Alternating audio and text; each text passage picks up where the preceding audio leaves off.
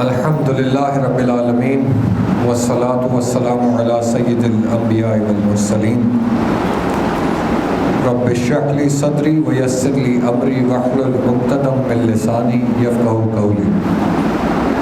یہ مائک کا کسے پتہ ہے؟ آ کے تھوڑی سی جو وائبریشن ہے اس کو کم کریں، آواز کم ہے اور اس کے ارد گرد شور زیادہ ہے۔ ہم نے علامہ اقبال کی ایک نظم سے کل آغاز کیا تھا، آج اب اگلی علامہ کی ایک چھوٹی سی نظم 1 2 3 4 5 6 7 8 9 10 شعروں کی، آپ سمجھ لیجئے اس کے بس 2 چھوٹے چھوٹے حصے ہیں۔ پہلے 4 شعر، پھر ایک سینٹر میں شعر، پھر 4 شعر اور پھر ایک آخری شعر، اور اس میں پوری ایک یہ تاریخی واقعہ رقم ہے جو اس کے بعد پھر ختم ہو جاتا ہے، اور اس نظم کا نام ہے طارق کی دعا۔ پہلے ہم اس کو پڑھ لیتے ہیں، کریں اور بھی ابھی تو نہیں ہوا اس کو پہلے آپ لوگوں کو آواز آ رہی ہے آخر تک؟ جی ماذ صاحب آ رہی ہے پیچھے بات سکتے؟ طارق کی دعا۔ یہ غازی یہ تیرے پراسرار بندے، جنہیں تو نے بخشا ہے ذوق خدائی،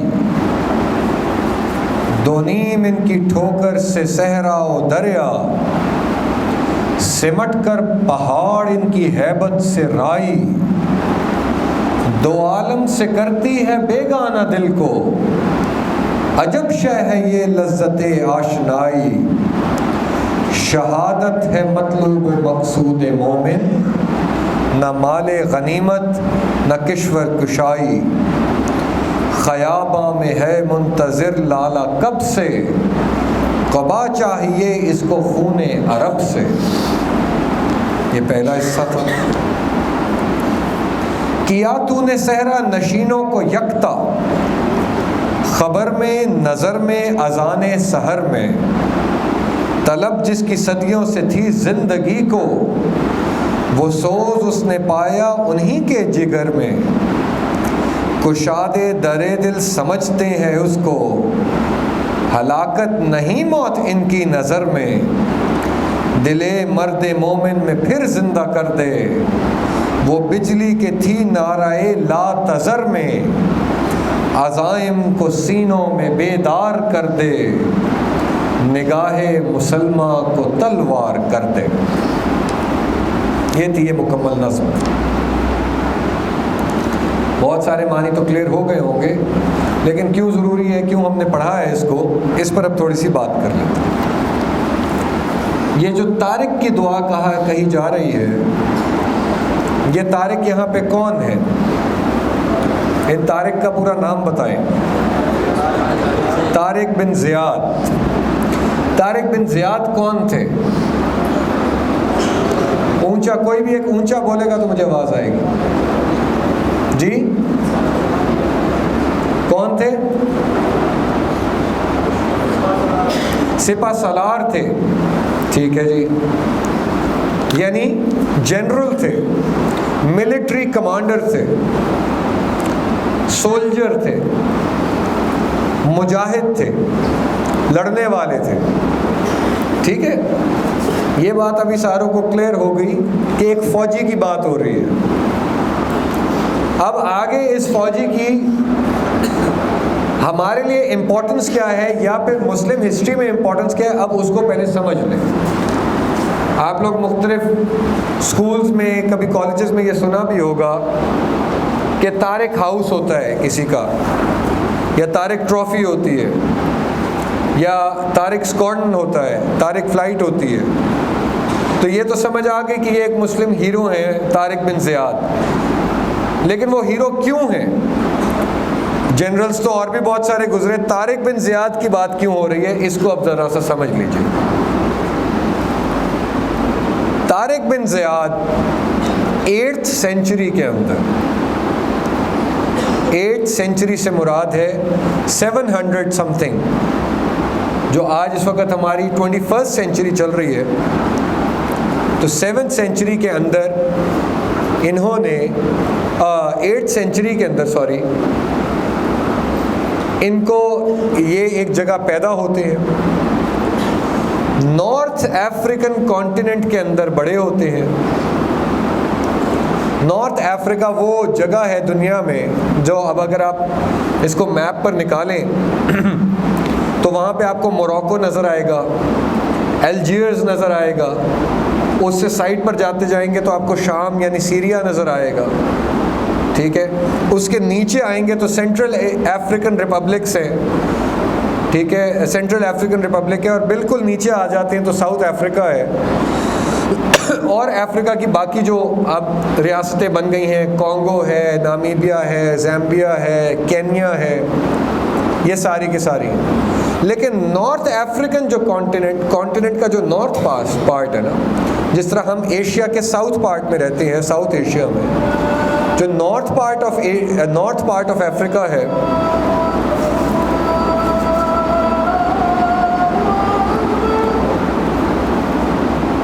نارتھ پارٹ آف افریقہ کے اندر مسلمان بہت شروع سے آ گئے تھے۔ وہاں کا گورنر بھی مسلمان تھا جو موسیٰ بن نصیر تھا۔ موسیٰ بن نصیر نے بہت ارلی آن طارق بن زیاد کو لوکیٹ کیا کہ یار یہ لڑکا تو مجاہد بننے والا ہے، اس کے اندر وہ والی خوبیاں ہیں، یہ لڑ سکتا ہے، یہ اچھا کمانڈ کر سکتا ہے۔ اس نے شروع سے اس کو ٹرین کرنا شروع کر دیا، طارق بن زیاد کو، اور ٹرین کرتے کرتے اس کو اتنا طاقتور بنا دیا کہ اس کے بعد آپ لوگ اگین جب میپ دیکھیں گے تو نارتھ افریقہ کے بالکل اوپر درمیان میں سمندر کا ایک چھوٹا سا پارٹ گزر رہا ہے، یوں لمبا سا، ٹھیک ہے، یعنی وڈتھ میں بہت پتلا سا، اور اس کے فوراً اوپر یورپ شروع ہو جاتا ہے، اور یورپ میں بھی پرٹیکولرلی اسپین شروع ہو جاتا ہے۔ اسپین اور موروکو کا یعنی سمندری فاصلہ جو ہے وہ بہت کم ہے، ایک سمندر سے اگر آپ آدھے پونے گھنٹے کی آج اب میرا خیال سے شاید فیری رائڈ یا اس کے اوپر اگر آپ جائیں تو آپ ایک کانٹیننٹ سے اگلے کانٹیننٹ میں براستہ سمندر پہنچ جاتے ہیں۔ وہ جو اسپین تھا وہاں پہ یورپینز کی، کرسچنز کی حکومت تھی، یہاں نیچے مسلمانوں کی حکومت تھی نارتھ افریقہ کے اوپر۔ لیکن وہ جو رومن بادشاہ تھا روڈرک جس کا نام تھا، وہ مشہور ہو گیا اپنے مظالم کے لیے۔ وہ خواتین کو بلاتا تھا، ان کا ریپ کرتا تھا، وہ اپنی رعایا کے اوپر جو ہے وہ مظالم ڈھاتا تھا۔ تو اندر ہی ایک جو ہے وہ بغاوت بھی پنپنا شروع ہو گئی، لیکن وہ بغاوت ایسی بھی نہیں تھی کہ وہ خود سے وہ روڈرک کا اور اس پورے کے پورے ایمپائر کا سر کچل سکتے، ان کو مدد کی ضرورت تھی۔ مسلمانوں سے انہوں نے رابطہ کیا۔ موسیٰ بن نصیر نے طارق بن زیاد کو جنرل بنایا، اور اپریل 7/11 کے اندر، یہ ابھی اپریل ہی چل رہا ہے آپ کا، اپریل 2021 ہے، اپریل 7/11 کے اندر وہ فوج 7000 مسلمز کی فوج لے کر طارق بن زیاد نارتھ افریقہ سے اسپین میں پہنچ جاتے ہیں۔ اب یہ جو پہنچتے ہیں، یہ میں سٹوری ساری کیوں بتا رہا ہوں، یہ اس سے پہلے دنیا نے یہ اس طرح کی ایکٹیویٹی نہیں دیکھی تھی جو مسلمانوں نے کی۔ وہ کیا؟ پہلی بات تو یہ کہ طارق بن زیاد نے یہ جو فوج اکٹھی کی، اس میں نیو مسلمز تھے کافی سارے جو آہستہ آہستہ مسلمان ہوئے تھے، اس میں عربز بھی تھے، یہ تو نارتھ افریقہ میں تھے نا یہ لوگ رہ رہے، افریقنز تھے کافی سارے، لیکن عربز کو بھی بلایا اور فوج میں ڈالا، اور اکثریت ایسے لوگوں کی تھی کہ آپ ان کو ٹریس نہیں کر سکتے تھے، کسی کو پتہ ہی نہیں تھا کہ یہ بندے کہاں سے آئے ہیں، ان کا لینیج کیا ہے، یا پھر یہ کس فوج سے ارلی آن تعلق رکھتے تھے جو کہ اب طارق کی فوج سے لڑ رہے ہیں، کسی کو یہ پتہ ہی نہیں تھا۔ یہ بات سمجھ رہے ہیں؟ تو بیسکلی آج ماڈرن ڈے کے اندر آپ لوگ آگے چل کے پڑھیں گے، شاید کچھ نے ابھی آلریڈی پڑھ لیا، گوریلا وارفیئر ایک چیز کہی جاتی ہے کہ پتہ ہی نہ چلے دشمن کہاں ہے، وہ پہاڑوں میں بیٹھا ہوا ہے یا وہ سرنگوں میں ہے، وہ آپ کے ہی کپڑے پہن کے پھر رہا ہے یا نہیں ہے، اس کا حلیہ کیسے، کچھ سمجھ نہیں آ رہی ہوتی۔ یہ دیکھ، یہ 7/11 کے اندر آج سے 1300 سال پہلے جو ہے وہ کس طرح سے اس کا استعمال کیا جا رہا ہے. اب اگلی بات، پہلی بات یہ بندے وہ اکٹھے کیے جو پکڑے نہ جا سکتے ہو، جن کا آئیڈینٹیفائی نہ کیا جا سکتا ہو کہ یہ پیچھے سے کس فوج سے آ رہی. پہلی بات. دوسری بات، جو شپس استعمال کیے نارتھ افریقہ سے انہوں نے یورپ جانے کے لیے، وہ مرچنٹ شپس تھے، یعنی کہ وہ بزنس مین لوگوں کے شپس تھے، آرمی کے شپس نہیں تھے. تو مغالطہ پیدا کر دیا اگلے کے ذہن کے اندر کہ یہ تو شاید کاروباری لوگ ہیں، کوئی آ رہے ہیں. حملے کا کسی نے سوچا ہی نہیں، بس ٹھیک ہے کوئی بزنس مین ہیں، وہ لوگ آ رہے ہیں اور وہ لوگ آ کر یہاں پر اتر جائیں گے، جو بھی اپنی چیز کے. اگر شپس آتے ہوئے نظر بھی آ رہے ہیں تو کسی کو اسپین کے اندر اندلس اس کو کہا جاتا ہے اردو عربی کے اندر، اندلس کا علاقہ، ان لوگوں کو، ان کے حکمرانوں کو اس بات کی ٹینشن ہی نہیں ہوئی اس بات کی. ان کو جو ہے انہوں نے وارننگ ہی نہیں لی کہ ان شپس کے اندر بھی کوئی ہمیں مارنے آ سکتا ہے. اور پھر تیسری یہاں پہ سب سے امپورٹنٹ، اور وہ جو لیجنڈ کی ایک بات ہے، جو ایک لیجنڈ کی بات ہے کہ، اور یہ بات دراصل بعد میں طارق بن زیاد کے اس کانکسٹ کے بہت بعد میں جا کر آئی، لیکن لیجنڈ کا حصہ ہے تو بتانے میں، اس سے آپ کی، ہم جو یہ بات کرنے جا رہے ہیں اس کی ایفیکیسی میں یا اس کی سچائی میں کوئی مغالطہ پیدا نہیں ہوتا، تھوڑی آسانی ہو جاتی ہے سمجھنے میں. اور یہ واقعہ وہ ہے جو آپ میں سے شاید کچھ نے سن رکھا ہو کہ جب اس جگہ پہ، جس جگہ وہ لوگ اترے اسپین میں، تو وہاں طارق بن زیاد 7,000 کی فوج لے کر آئے. فوج ساری اتاری اور کہا کشتیوں کو آگ لگا دو، آگ لگا دو. کہ بیسکلی کہنے کا مقصد کیا تھا، اپنی فوج کو پیغام تھا کہ بھائی پیچھے جانے کا رستہ ختم ہے. جس کے بعد سے یہ اردو کا محاورہ جو ہے وہ ہمارے استعمال میں آیا کہ وہ تو کشتیاں جلا کر آئے ہیں. آپ نے یہ بات سنی ہوگی کہ وہ تو کشتیاں جلا کر آئے ہیں، جس کا مطلب ہے اس کا کوئی ارادہ نہیں ہے پیچھے ہٹنے کا، وہ تو کام کر کے جائے گا جو وہ کرنے آیا ہے. تو یہ یہاں سے یہ محاورہ نکلا ہے کہ انہوں نے اپنی کشتیاں جلا دیں. ٹھیک ہے جی، یہ اب آپ کو سارا اس کا کانٹیکٹ سمجھ آ گیا. دوسری طرف جو روڈرک کنگ تھا، انہوں نے آہستہ آہستہ طارق بن زیاد نے ڈفرینٹ اپریل میں آئے اور ڈفرینٹ جگہوں کے اوپر جو ہے وہ انہوں نے اٹیک کرنا شروع کیا، ایک ایک کرتے قبضہ کرتے گئے. اس میں غرناطہ ایک جگہ ہے، گرناڈا، ٹھیک ہے، اس میں قرطبہ ایک جگہ ہے، ٹھیک ہے، اس میں ایک دو جگہیں اور ہیں جن کا بھی میرے ذہن سے، وہ اسپین کے پوائنٹس ہیں بڑے بڑے، آپ آج بھی نکالیں تو اسپین کے اندر وہ آپ کو نظر آ جائیں گے. ان کے اوپر جب اٹیک کرنا شروع کیا، روڈرک نے پوچھنا شروع کیا بھائی یہ بندے کون ہیں، کدھر سے آگے میری جگہ پر قبضہ کیے جا رہے ہیں. انہوں نے کہا سر ہمیں تو کچھ پتہ ہی نہیں ہے کہ یہ بندے کون ہیں، ہمیں تو اندازہ ہی نہیں ہے کہ یہ کہاں سے آئے ہیں اور کس طرح ہمارے اوپر یہ قبضہ کرنا چاہ رہے ہیں، کدھر سے اٹیک، ہمیں تو سمجھ ہی نہیں آ رہی. اتنا زیادہ سرپرائز کا ایلیمنٹ اور اتنا زیادہ شوق کا ایلیمنٹ اینیمی کی آپ نے جو ہے وہ فرنٹ لائن کے اندر ڈال دی. روڈرک نے فوج جمع کی، کنگ نے 1,00,000 لوگوں کی، کچھ روایات کے مطابق 7,000 دوسری سائڈ پہ، 1,00,000 دوسری سائڈ پہ. کچھ اکاؤنٹس کہتے ہیں کہ شاید 1,00,000 نہیں تھی، کچھ کم تھی، 90,000 یا 80,000 تھی. ہم کہتے ہیں چلو 80,000 بھی نہیں، 70,000 بھی ہو اگر، اور یہ 7,000 ہو تو 10 ٹائمز تو ہے نا دوسری سائڈ سے فوج، 10 ٹائمز تو ہے آپ کی اینیمی.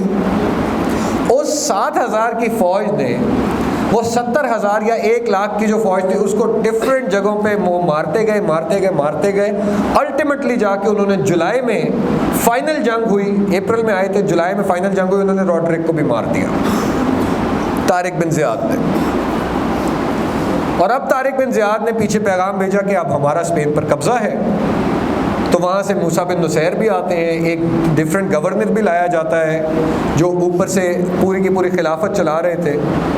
اور یہ وہ وقت ہے جس کے بعد اسپین کے ذریعے سے یورپ کے اندر اسلام کا پیغام پہنچنا شروع ہوتا ہے. مسجد قرطبہ بنائی جاتی ہے، قرطبہ کے اندر اور خوبصورت جو ہیں وہ مسلمانوں کی قلعے بنائے جاتے ہیں. یہ الحمرہ کا آپ نے نام سنا ہوا ہے، الحمرہ ہالز لاہور کے اندر موجود ہیں. وہ الحمرا ہالز جو لاہور کے ہیں وہ دراصل یاد تازہ کرنے کے لیے ہیں ان جگہوں کی جو کہ الحمرا جگہ ہے اسپین میں. وہاں پہ مسلمانوں نے لال اینٹ کا استعمال کر کے خوبصورت لال اینٹ اور رنگ برنگے شیشے, یہ تھی خاصیت ہماری. ہم وہاں کے جو ہم نے آرکیٹیکچر بنایا تھا, جو طارق بن زیاد نے وہاں پر کیا تھا سارا کام, اس کی یہ خاصیت تھی. یہاں سے وہ مسلمانوں کا گولڈن پیریڈ جس کو کہا جاتا ہے وہ شروع ہو جاتا ہے. یہ گولڈن پیریڈ شروع کرنے کے لیے وہ جو 7,000 لوگ تھے جو کہ بعد میں لاکھوں میں تبدیل ہوئے آہستہ آہستہ, یعنی ہم نے 200 سال سے زائد پھر اسپین کے اوپر مسلمانوں نے حکمرانی کی, وہاں پر انہوں نے کام کیا, حکومت کی, لوگوں کا کام کیا, چیزیں بنائی, کا ویلفیئر کے کام کیے. لیکن کہانی شروع ہوتی ہے 7,000 سے, اور 7,000 کے بھی ایک لیڈر سے, ایک بندہ جس نے فیصلہ کر لیا کہ میں نے پیچھے نہیں مڑنا. پھر بعد میں جو ہے وہ یہ ایک مشہور ہوئی کہ طارق بن زیاد نے دراصل اللہ تعالیٰ کے حضور ایک دعا کی تھی. اس دعا کے صلے میں یہ ساری کی ساری جو آسانیاں ہیں یہ ملتی گئی ہیں. آپ سمجھ رہے ہیں اس بات کو کہ ایفرٹ تو کرنی ہی کرنی تھی, لیکن وہ دعا تھی طارق بن زیاد جیسے بندے کی. اب وہ طارق بن زیاد کی کوالٹیز کیا تھی, اللہ نے کیوں ان کی دعا سنی, کیوں اتنی زیادہ کامیابیاں دی, اس بارے میں یہ ہیں ٹوٹل 10 اشعار کہ کون سا وہ بندہ ہوتا ہے, کس قسم کا مرد مجاہد ہوتا ہے, کیا اس کی کوالٹیز ہوتی ہیں کہ اللہ اس کی دعا نہ صرف سنتا ہے, اس کو اتنا مقبول کرتا ہے کہ ایک پورا کانٹیننٹ اس کے حوالے کر دیتا ہے, اتنی بڑی فتح اس کو دیتا ہے کہ ایک بڑے ترین کنگ کی بڑی ترین آرمی اس سے شکست کھا جاتی ہے, اور قیامت وقت تک اس کا نام جو ہے وہ دنیا لیتی رہتی ہے. یہ اینگلوسائز بھی ہو جاتا ہے, یعنی اینگلوسائز سے مراد ہے کہ یہ جو طارق نام ہے, ہمارے یہاں تو یہ نام بڑا لگتا ہے اس طرح سے کہ ہمارے کسی بھی دوست کا نام یا گھر پہ کسی کا بھائی کا یا ہم میں سے کسی کا نام ہوگا طارق, لیکن یہ کرسچن کلچر میں اور ویسٹرن کلچر میں بھی طریق کے نام سے TARIK کر کے وہ طارق پورا پروناؤنس نہیں کرتے, وہ طریق